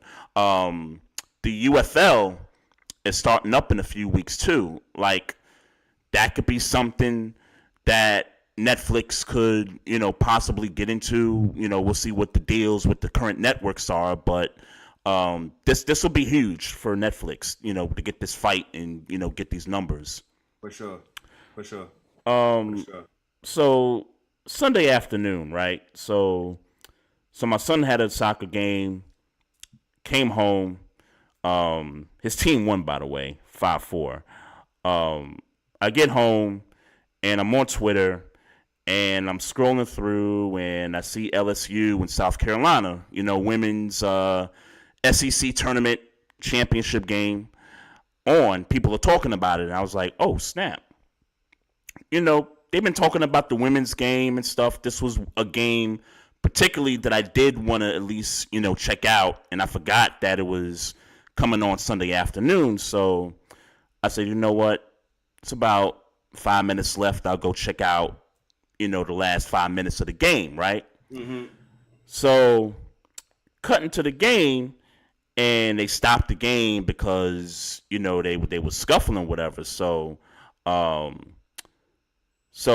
here's what you had going on here. So you had, and shout out to Cardoso for South Carolina. She hit a 3-pointer in the previous game against Tennessee. Yeah, the backboard. The backboard. That was her first 3-pointer in her career. And you saw I don't know if you saw the highlight, but the defense that Tennessee played on her, which was absolutely no defense at all. They just probably because they never thought she would shoot it. Yeah, you got to at least cover her. I mean, yeah, you ain't wrong. You're not wrong. You're not wrong. I understand the concept. Yeah. The scouting report would say that she's not going to shoot it. Yes, I get that from that aspect, but you still got to have, somebody on her to at least, contest or something. But to LSU and South Carolina, so Cardozo shoves Flojae Johnson. Mm-hmm. And, prior to that, they was chirping back and forth and stuff. And so right after she shoves her, everybody from both benches except for Angel Reese, because Angel Reese, I think, kind of hurt something. So she kind of, stayed on the bench or whatever. But all benches clear right in the middle of the floor. And the next thing I'm seeing this dude from like 2 rows up jumped the first row, jumped the scorer's table, and then tried to get into Cardoso's face. And I think he realized at that moment he effed up. And the guard and the security guard came over and, escorted him away from the crowd. Did he earth him? Nah, he just escorted him. He just grabbed him by the arm and just escorted him. They said that they cuffed him in the back or something. I don't know if that's true or not. But my man, you can't and I get it, that's your sister. I get it, like that's family. You don't let nobody push it. Flojae Johnson. Flojae, I'm sorry. Yeah. Yeah. Okay. Yeah, that was her brother in the stands that jumped the scores table. Bro, you can't do that, man. I mean, I respect it, and at least they realized who he was, and gave him the necessary treatment. Yeah. Now, I don't know if it was the dad or the uncle, but there were 2 other guys that was about to do the same thing, and a couple of other security guards stopped them at the first row, and kept them from jumping the scores table. Yeah. So I'm just like, man, like we've been having these conversations about, fans and, crowds and the interactions between players and the fans and stuff. And so, both sides, so both players that came off the bench, they got suspended for the rest of the game. So it was basically 5-on-5 for the last 3 minutes. Shorty from South Carolina got suspended for 1 game, by the way. She got suspended for 1 game. The announcers made a mistake, though, because they first said that everybody that got ejected in the game was not going to be able to play the first game in the NCAA tournament, but then they turned around and said that's not the case. Only the people that got ejected because of the scuffle are not going to play in the first game, in their respective first games. And I guess I don't know when Selection Sunday is, but I tell you this, they gotta set it up to where it's LSU, South Carolina, Iowa, and USC in the Final Four. They gotta set it up that way. And that means each of them teams are going to be in their own separate bracket. Yeah. Yeah, because that's cash money. That's cash money right there. But obviously everybody got to handle business though. Of course, absolutely. But yeah, that would be something right there, man. But yeah, man. Shout out to South Carolina, because they barely beat Tennessee, and then they beat LSU to win the SEC championship. And Dawn Staley is on this like crazy run. 110, I think, is the record over the last 3 years. Yeah, she's like hasn't lost of wins. Yeah, 100 wins, 10 losses. So she is on a run of GOAT status right now. Like when it comes to women's basketball, man, it's for sure. It's crazy. And shout out to her for being, handling that situation with class in the conference. Because what I heard, I didn't hear LSU's coach, but I heard she didn't handle it as gracefully. So here's what Kim Mulkey said, coach of LSU. So she basically said, I wish they would have pushed Angel Reese like that.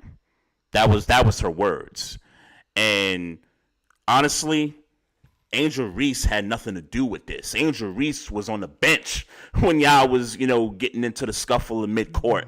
She was out of this. So yeah, man, I'm with everybody that says that she didn't handle it. What she thought Angel Reese was going to do? Well, I think the point I think Kim Mulkey was trying to make was Flojae is small. Right. That was the point that she was trying to make. She's on the court, like she's on the basketball court. Cut that out. So, but I'll say this though, and Dawn Staley, and again, Dawn Staley was classy with how she responded to the situation. Kim Mulkey could have took some class with it as well. Everything she said was right, but my problem with it is that let Dawn Staley have said those words. Well, what was right? I still don't know exactly. I know you heard. She said she wished she would have pushed Andrew Reese like that. That's not right in my opinion. Well, but I didn't take it as she was saying that she really wished that would have happened. I think she said that to make a point that, hey, you're the bigger person, and you're pushing pick on somebody on your own side.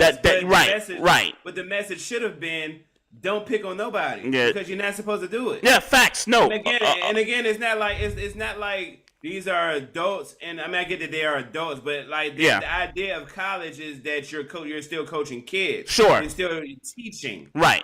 And you know what I'm saying? So for her to put her star student, let's be clear, that's what she is, a student, and that situation, say, I wish you would have did it to my star student because of size. No, how about we promote a nonviolent message? Yeah, no, I get that. I get that part. And like I said, I'm not taking Kim Mulkey's side. I'm just trying to bring awareness to this fact that if those were Dawn Staley's words, or if this was any other black head coach's words at a press conference after a scuffle, then that coach would be, ripped apart in the media. That would have been a story for about a day or two. With that. So that's my problem with what, with her saying it at the moment. But the point she was trying to make, I understand the point she's trying to make, but I still don't like it from the standpoint that, she says it with a privilege, if that makes sense. White privilege. Sure, but I'm not cutting you no bail because you white. That was a terrible message. Period. Oh, I'm not cutting her no bail because you white. Yeah. I'm identifying that she does have a privilege. Sure. That's why she's saying it that way. I get it. I understood what you were saying. I get you. I'm just saying, on my little platform, in my little space of media, Kim Mulkey, that was a bad thing to say. That was a bad thing to say in a press conference. You shouldn't have said it. And I would appreciate it, not that you ever want to hear me ask for it or hear me request it, but I would appreciate if you came on and apologized. I don't know that she has or hasn't, but I know I haven't heard it. Yeah, she won't. You need to apologize. Yeah, you need to apologize. That was out of line. Yeah. That was out of line. So what if Flojo came up and smacks you because you her size? Yeah, she ain't gonna do it. Or shoved you. You know what I'm saying? That's a terrible. Yeah, she needs a lot of media PR 101. Like she's been some of her previous press conferences, like when the absence of Angel Reese earlier in the season, like she said something that really didn't help protect Angel Reese. You know what I'm saying? So. Yeah, she needs like a tutorial in how to deal with, speaking to the media and saying certain things a certain way, because she really, was just kind of saying stuff because she feels like she can. That's just how I take it. Yeah. But this other game that didn't really get a lot of attention, and I don't care about like the game and the stats and none of that. Yeah. But UNC and Duke, there's this video that surfaced where the Duke fans were throwing water bottles at the North Carolina players after the game. Fans, man, y'all some. You ain't gonna learn to get punched in your face. Y'all some ass. Like we say it every time something like this happens. You're not gonna learn till you get punched in your face, and I'm sorry that it's gonna have to come to that one day. Mm-hmm. But somebody gonna get their face stole off, and look, that player is going to catch whatever he catch. But if you did something to provoke that player to punch your face off, you deserve everything that's coming with you. Yeah. And now you're going to not have a face. Yeah. Yeah. I think I got smoke for the fans, obviously, but I got smoke for media because this story was kind of swept under the rug a little bit. Well, I won't say a little bit. It was swept under the rug a lot. I ain't know nothing about it. A lot. It was swept under the rug a lot. I only knew about it because the video surfaced, and nobody on TV said anything about it. Nobody on like social media really gave it much attention. Hell, the camera shot that I saw, they was focused in on the North Carolina players and not the trash ass fans in Duke that was throwing the bottles. Well, look, man, you just gotta accept the fact that men's college basketball ain't shit right now. Yeah. Women's college basketball is running shit. And, sure. And when you the big dogs, the little dogs don't get publicity like they used to. It just is what it is, man. I'm sure there were maybe not bottle throws to girls, women's college basketball players, but I'm sure they've had their amount of scuffles and things, where things went awry. But because they wasn't the big dogs, they wasn't getting coverage. You know what I'm saying? It just is what it is. That's what comes with the territory. When you're the big dog, you get the big light shined on you, and when you're the little dog, don't nobody care.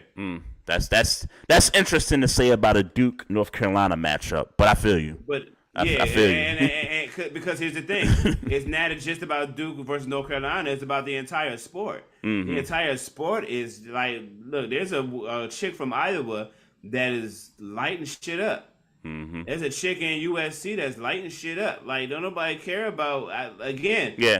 I forget. Was it you that I had this conversation with? About what? Name me a player in college basketball right now. Men's college basketball. Bronny. Right.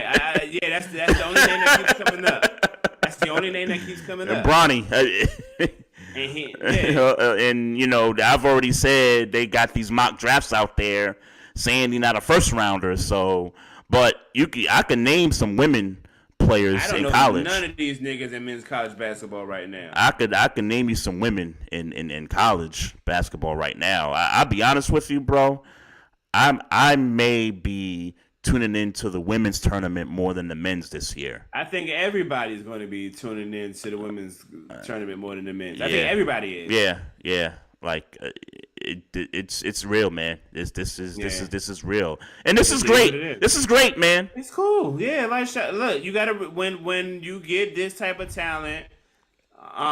This is great, man. You gotta respect it. This is great for the. This is great for the sport. Caden Clark is a beast. Andrew Reese is a beast. Juju Watkins is coming. A beast. Yeah, right. You know what I'm saying. So you just gotta respect that it's coming and move out the way. Yeah. I think an interesting point too. I heard somebody say this. I'll credit whoever I heard it from, but there's something about when these girls stay 3 years, 4 years, and their names are out there a lot more versus the men's where it's recently been, one and done. And then because I heard Rick Pitino talking about this earlier today. He was saying how he can't deal with the game the way it's kind of structured anymore because you get one team for 1 year and then you got 4 or 5 one and dones, and then now you got to recruit a whole nother starting lineup. Whereas in women's right now, Caitlin Clark, this is year 4 for her. Angel Reese, this is year 3 for her. Juju, she's a freshman, but we're gonna hear a lot about Juju over the next 2-3 years. Right. So I think, and you asked the question a few weeks ago, what is it that the women's game is, why is the women's game more popular than the men's right now when it comes to college basketball? And I think part of it is that we know the names. The names are staying there longer. Yeah. You may be right. Yeah. Because I don't know who none of these. I don't know nobody. I literally do not, outside of LeBron. Bronny. I do not know it. I do not know a player in women's college basketball right now. Yeah. It's crazy. That's a fact. That's a fact. Yeah. I just got a couple NBA notes, man. Karl Anthony Towns, some leg injury, not an Achilles. I forget what it is, but he injured it in the middle of the week last week. They said he'd be out indefinitely. He got the surgery, but they said he'd come back for maybe for the playoffs. Maybe by the time the playoffs start, they say he'd be back. So what does this do to Minnesota now? They've been the number one seed throughout the entire year up to this point. I know OKC is number one right now. Minnesota's lost a couple games. Losing Cat to kind of finish the season, that's gonna damper everything. That's gonna damper any hopes of making a run at a finals.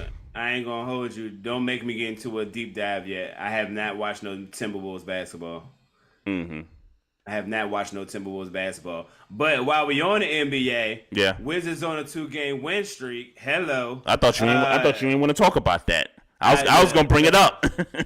Shout out to my cousin Steve, whose birthday was on Friday. So we went to go see. Yeah, happy birthday, Steve!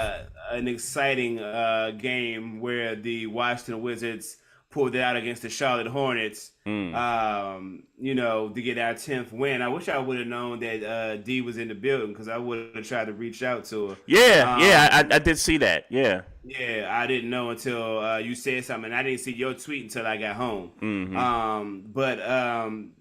Shout out to the Wizards, and then we beat the Heat on Sunday night. I saw. Yeah. I saw that in Miami. Yeah. So 2-game win streak. Hey, whoop their ass, man. I don't care if it was a 2-point win. That's for somebody. They know who that's for. Hey, got look. That ass whooped. Look. I will look. Anytime the Heat lose a game, I am all smiles. So I will thank the Wizards anyway for that win because the Knicks, we've been scuffling for seems like a month now, and we just got OG back tonight, and they looking good right now. We beating the Sixers right this second here. So, but yeah, anything to keep the Heat further back in the standings, I'm all for, man.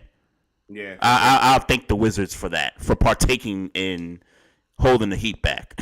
You're welcome, man. But not. So I know you haven't watched a lot of Timberwolves basketball.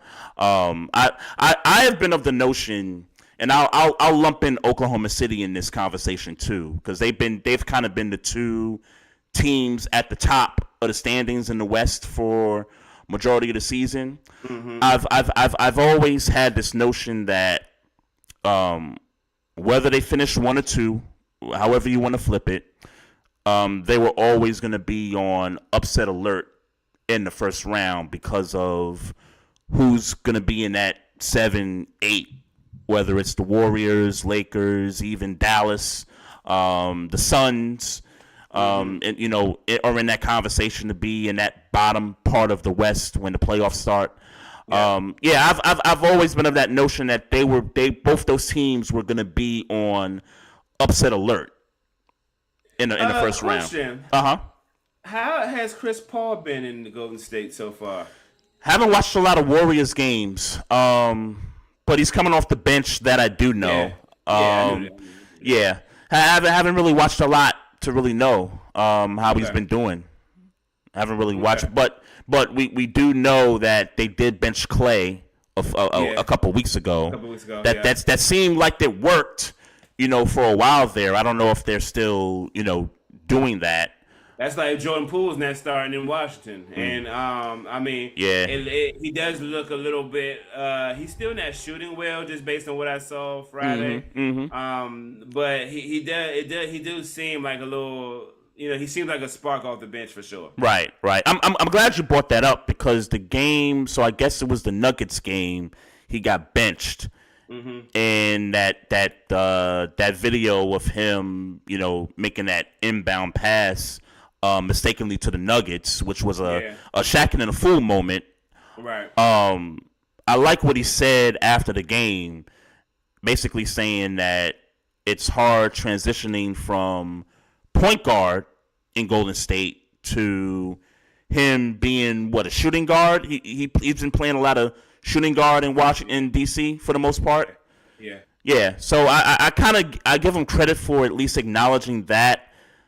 And then I kind of had to. That ain't the basis of his problems, though. No, I get that. Yeah. But for me, because I didn't realize he changed his game. Like I didn't realize he was playing different. Like he was playing a different position with the Wizards than he did with the Warriors. I didn't realize that. Yeah, and sure there are some challenges with that, but that's sure. That's a cop out. You think it's a cop out? Okay. 100% a cop out. Okay. Well, I mean, like 100%, and not because he's wrong, but because some of the mistakes and things you've been doing haven't been relevant to running up and down the floor and what your roles are. Like right. He made Shaqtin' a fool. Some of the shots some of the shots he's been taking this year, like some of the things he's been doing. Yeah. He wasn't doing that because he was a 2 guard and not a 1 guard and not a 1. Yeah, and you would think there's more responsibility playing the 1 than playing the 2. I would think, right? Yeah, well, yeah. I mean, let's be clear. He got the keys to shoot. Or at least he had the keys to shoot whenever he wanted to shoot. And some of the shots he was taking were so fucking ridiculous that it was like, look, man, you don't even look like you really want to be here. Yeah, it got to a point. It was one game that is funny. The announcer and he gonna stop disrespect. I'm sorry, he gonna stop disrespect. I mean, he's calmed down, but he had been disrespecting Denny for a large chunk of the year. Yeah. So yeah, you gotta relax. Yeah.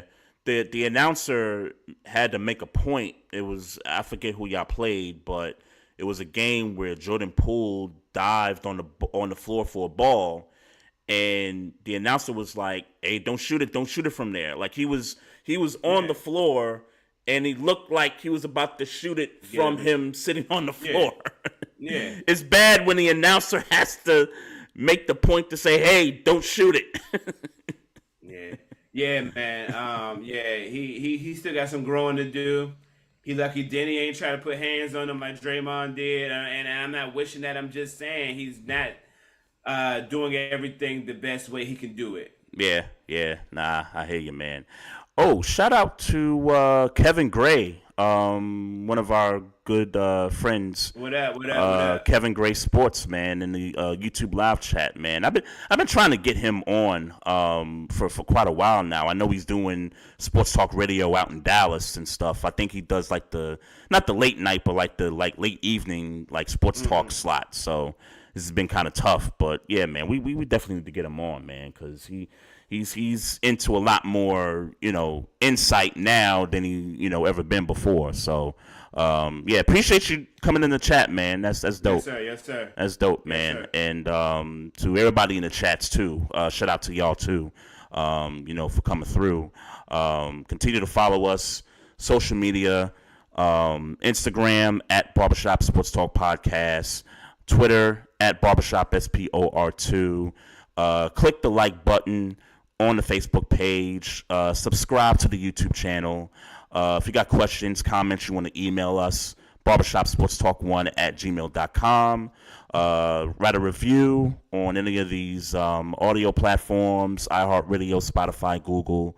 Let us know what you think about the show. And check out the link in the description of this episode. You're going to find some hoodies, even though we about to come out of hoodie season. We're going to have some new stuff up there. We got T-shirts for the girls and the ladies. We got T-shirts for the guys. We got some hats. Support the podcast any way you guys can out there, y'all. We trying to do some big things out there, man. For real. What's good? And shout out to my mom. My mom just texted me and said she's seen me on Facebook that I'm handsome. I love you, mommy. Oh, shout out to Ma Dukes. Shout out. All right, folks, that's it. Love, peace, and happiness to everybody out there, folks. And as always, folks, mind your damn business. Drink some water. Oh, yeah, we got him. Trey Frazier and Maestro Recording Styles, stopped. we got one. Right back like we something. We don't duck smoke, we want all of it. So line them up, Trey sharp with the blade, you know we sizing it up. I'm quick to catch the fade, you know Styles making the cut. Cause we coming out clean every time that we showing up. It's gonna be called